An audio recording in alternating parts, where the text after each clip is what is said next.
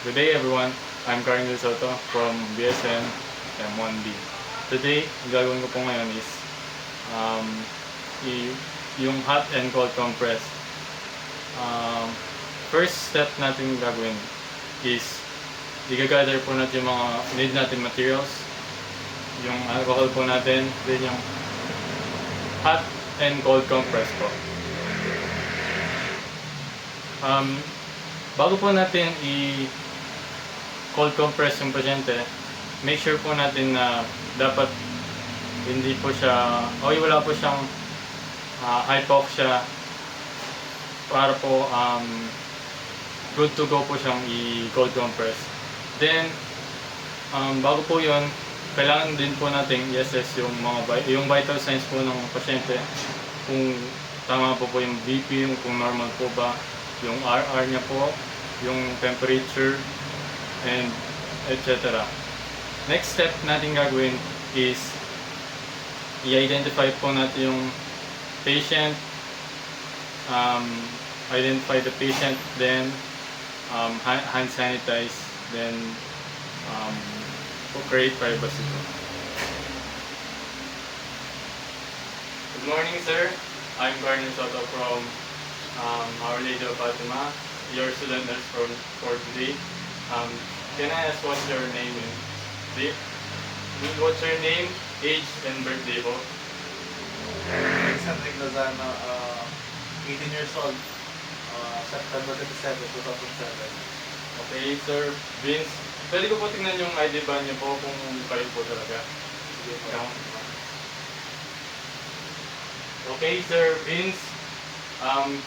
Gagawin ko po ngayon is cold compress ko po yung swelling area niyo po para po ma-lessen po yung pamamaga ng cell. Okay lang po sa inyo.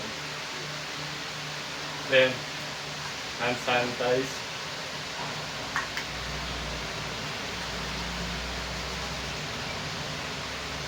Then, i-assume po natin na na-assess po natin yung vital signs po ng pasyente.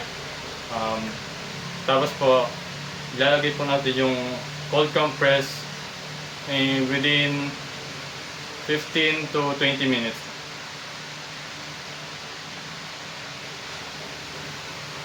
Lalagay ko na po yung cold compress sa swelling area niya po na.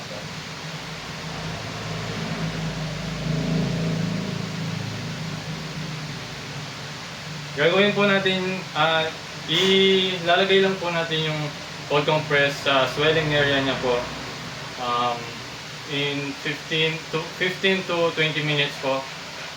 Then, tatanggalin na po ulit. Pagtapos po natin i-assess ilagay yung cold compress po, i-reassess po natin ulit yung pasyente kung yung mga vital signs na po, kung may nagbago po ba sa BP niya po, sa RR, sa temperature niya po. Then, pagtapos po natin i-assess, hand sanitize po ulit.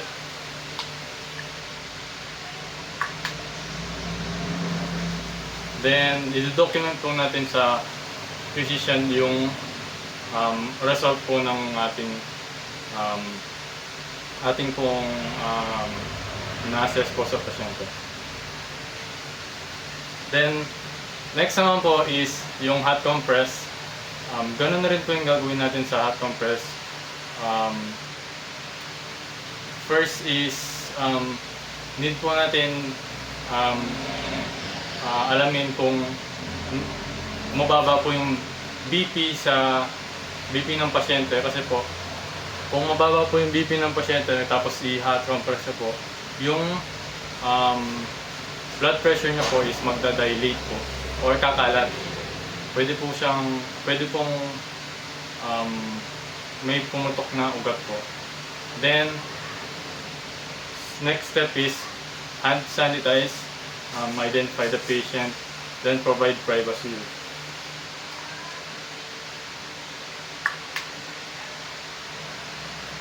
Good morning po, sir. I'm currently Soto po, your student nurse from today. I'm from Our Lady of Fatima. Can I ask what's your name, age, and birthday? Vincent Rignazano, 18 years old. September 27, 2007. Pwede po tingnan yung ID ba niyo kung pwede po talaga. Okay, Vince Henrik, wala lang. Gagawin ko po ngayon is hot compress po sa may swelling area na po para ma-lessen po yung pamamaga na sir. Okay lang po sa inyo sir. Then provide privacy. Tapos po proceed na po tayo sa next procedure. Next procedure is i-assess po yung vital signs ng pasyente. Assuming po na na-assess na po natin yung vital signs ng pasyente, then mag-move forward na po tayo sa next procedure, which is yung ilalagay na po natin yung hot compress or gagawin na po natin yung hot compress sa swelling area. Sir, lalagay ko na po yung hot compress na sir. Okay lang po. Kailangan po yung namamagang area lang po yung nakikita para din po sa sa privacy ng pasyente.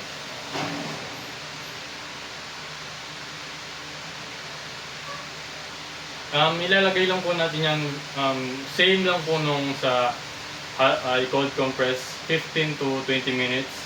Assuming po na nalagay na po natin within 20 minutes.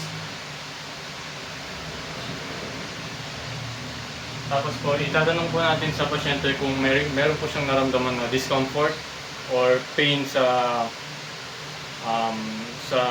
paglagay po natin ng hot compress. Sir, wala naman po kayong naramdaman na discomfort sa paglagay?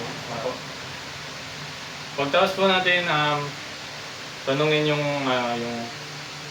discomfort niya. I-assess po natin siya ulit. Yung kung meron pong nag-iba sa blood pressure niya po sa RR and sa temperature po niya. Baka po kasi nag-iba po yung vital signs niya po and ayaw po natin yung mangyari. Pagtapos po nun, pagtapos po natin ilagay yung hot compress, hand sanitize po tayo ulit, hand hygiene.